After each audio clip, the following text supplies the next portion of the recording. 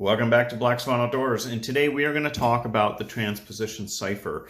This is a really interesting cipher. It comes from the, or at least that I know of, originated from the SOE, the Special Operations Executive, that was in charge of organizing a lot of the resistance campaigns happening in occupied France. Later on, the OSS began, the Office of Strategic Services from the US side began working with the SOE and helping in that same theater, and then also in Asia as well. So this code kind of is an interesting one because it was what the original codes that were using as they were communicating with resistance organizations outside of England.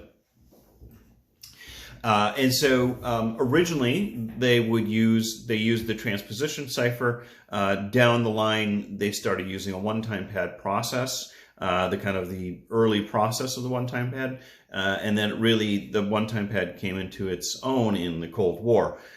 We talk a little bit more about the history and the use of this code in our Patreon post. So if anyone's interested, that post is open and free to the public. Okay, so the transposition cipher is actually quite a fun cipher to work with, so what I did was I created a kind of a spreadsheet so that you could kind of visually see this. You don't need this spreadsheet, but for those that are interested and want the spreadsheet, it is available on our Patreon. So the first thing we're going to do when we're going to put together this cipher is we want a keyword. Now that keyword can be associated with a poem, a music lyric, a line in a book, whatever. And it doesn't have to be one word, it could be multiple words. But to keep things very simple, we're going to stick with a short word. So today's word is power. Now the next thing we're going to want to do is because this is our keyword, we're going to use this word to create a key.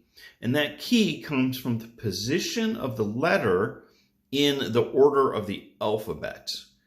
So, for example, the E in power comes before all of the other letters. So that is the first position. So that's 1. Starting at the beginning of the word power, P is the third letter in the alphabet. So that is 3.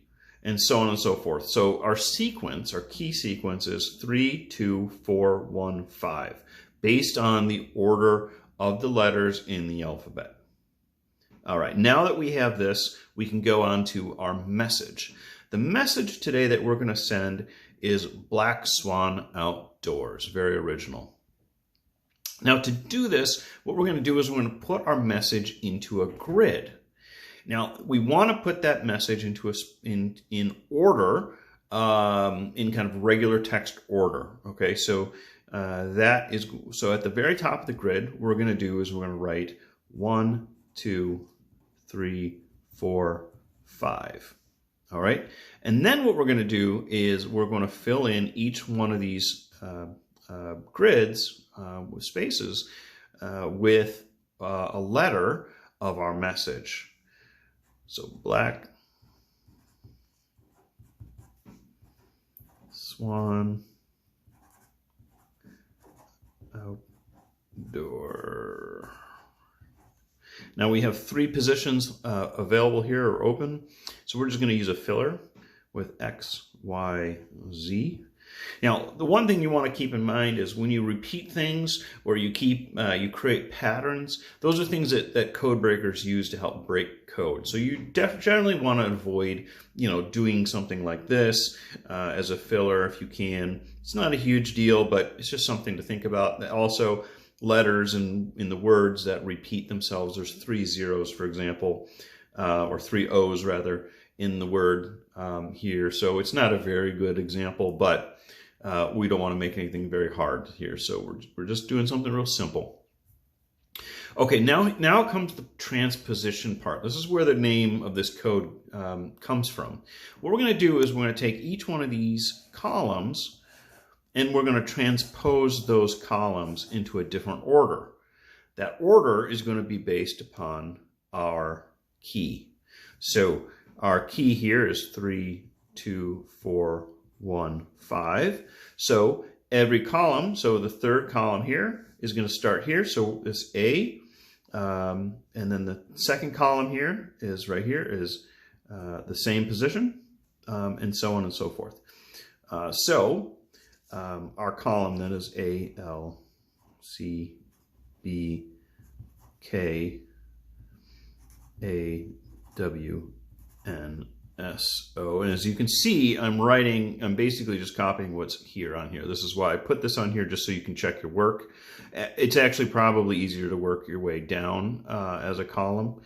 So your first column at 3, then would be D, X, T, S, O, Y, U, R, O, and then Z. And if you're doing this on an Excel spreadsheet, you can just copy and paste those columns to move them very quickly, very easily.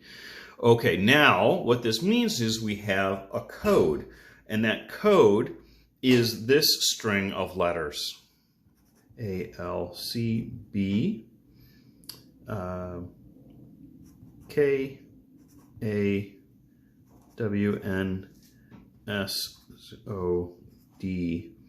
Now, one thing I'll note is that since I'm trying to keep this video moving along, it's not terribly boring, my handwriting is also very atrocious, and that is a bad thing, because if you have sloppy work, it might reflect in your code.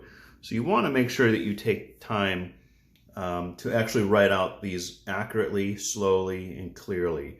That's very important when you're doing code work. So as you can see, this string of letters, this random string of letters, is my code. To break that code, all I would have to do is take that string of letters, put them in an empty square column, and then transpose my, knowing my keyword, knowing those orders, put them back into order in a different square, right? Just like this. So you can play around, get a friend and send a code, messages with each other. Do this a few times and you'll get it. It's very, very simple, not very hard at all, but it's just a little piece of history and kind of a neat cipher. If anyone has any other tips or tricks, put them down below in the comments. Be happy to hear them.